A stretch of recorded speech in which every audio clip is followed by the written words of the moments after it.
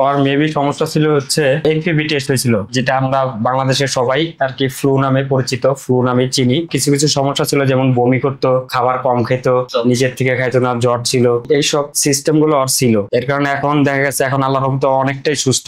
আমরা যারা পেট প্রেমী বা যারা পেট পালি, তাদের কাছে একটা pet is like a child. Like আমার কাছে আমার প্রথম সন্তান। তো আমার সন্তানের যদি কোনো কিছু হয়, তাহলে আমি অবশ্যই একটা ভালো জায়গায় যাব। তো এটা করে দেওয়ার জন্য আমি আসলে প্রো লাইফ কেয়ারকে আমি খুব ধন্যবাদ জানাই, আন্তরিকভাবে ধন্যবাদ জানাই, এবং আরো বেশি ধন্যবাদ জানাই এখানে ওনারা এমন সব মানুষকে রিক্রুট করেছেন, তারা যথেষ্ট আন্তরিক। বিলিভ ইট অর নট, আমি এখানে পে করেই এটা নেই, সেবাটা নেই, বাট আমাকে এটা বলতে হবে যে তাদের আন্তরিকতা এবং তাদের মানে মানে রেসপন্স, এটা মানে অন্য লেভেলের। মানুষের হাসপাতালেও এটা আমি পাই নাই, যেটা এদের ক্ষেত্রে পেয়েছি। তো আমি আসলে ফুলি স্যাটিসফাইড। ওর হচ্ছে অ্যাক্সিডেন্টাল ইনজুরি হয়েছে, ওর যে আপার প্যারেটটা আছে ওইটা ফ্র্যাকচার হয়ে গিয়েছে, আর জন্ডিসের সিমটমও আছে। তো এখন হচ্ছে ওটারই ট্রিটমেন্ট চলছে। সাধারণত কুকুর বিড়াল বেশি আসে, এখানে পাখিও আসে, বিভিন্ন প্রকার টিয়া, ময়না, তারপর হচ্ছে কাকাতুয়া, বা হচ্ছে অনেক সময় দেখা যায় ছাগল বা হচ্ছে যে খরগোশ, এই জাতীয় প্রাণীও আসে। আমরা ঢাকা শহরে তো প্রচুর কাক দেখে থাকি, কিন্তু কখনো কি আমরা চিন্তা করি যে কেউ কাক পুষবে? এটা কিন্তু আমরা চিন্তা করি না। আমাদের এখানে কিন্তু কাকও এসেছে,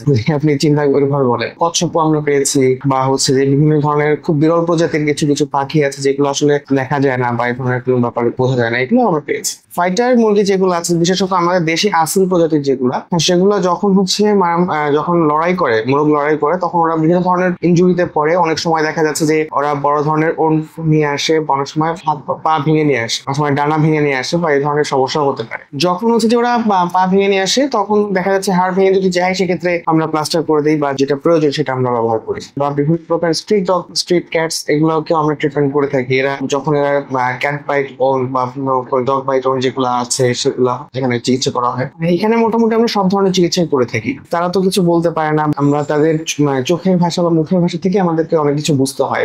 এবং আমরা ওদের বিভিন্ন প্রকার টেস্টের মাধ্যমে হয়তো আমরা সরাসরি হাত ওদেরকে দেখে ধরে, বা কোন জায়গায় কোনো সমস্যা আছে কিনা, ওদের বিহেভিয়ার গুলো আমরা চিন্তা করে আমরা যে ওদের চিকিৎসা গুলো করে থাকি, বা ওদের সমস্যাগুলো বোঝার চেষ্টা করে থাকি। শুধু অসুস্থ হলেই যে আসবে ব্যাপারটা সেরকম না। বিভিন্ন ধরনের অন্যান্য সেবা, যেরকম হচ্ছে যে ভ্যাকসিনেশন বা ডিওয়ার্মিং এর জন্য আমাদের এখানে আসে, এবং বিভিন্ন প্রকার সার্জিক্যাল কেসও আমাদেরকে হ্যান্ডেল করতে হয়। যেমন হচ্ছে যে বিড়ালের স্প্রে বলেন, বিড়ালের লিউট্রা বলেন, বা হচ্ছে যে বিভিন্ন প্রকার সমস্যা, হার্নিয়া বা এই ধরনের সমস্যাগুলো যদি আমার হয়, সেক্ষেত্রেও কিন্তু আমরা এই ধরনের সেবা দিয়ে থাকি। এখানে হচ্ছে যে আমাদের অক্সিজেন সাপোর্টটা দেওয়া হয়, আমরা হিট সাপোর্টটা আমরা দিয়ে থাকি। আইসিইউটা বলতে যেটা এনিমেলের ক্ষেত্রে আইসিইউ যেটা হয়, সেটা হচ্ছে যে হিউম্যানের ক্ষেত্রে ওইভাবে রাখার সুযোগটা আসলে খুব কম হয় আমাদের দেশে। তো জেনারেল যে আইসিইউতে আমরা যে ধরনের সাপোর্ট গুলো দেখি, অক্সিজেন বা হচ্ছে যে হিট প্রোভাইডেশন, যেগুলো এগুলো আমাদের কাছে আছে। এখন দেখা যাচ্ছে যে মানুষের আসলে প্রাণীর যে প্রতি যে ভালোবাসাটা, এটা আগে থেকে এখন অনেক বেশি বহিঃপ্রকাশ দেখা যাচ্ছে। তো রাস্তার পাশে হয়তো একটা বিড়াল পড়ে আছে, বা একটা কুকুর হয়তো পা ভেঙে বসে আছে, তো ওরা কিন্তু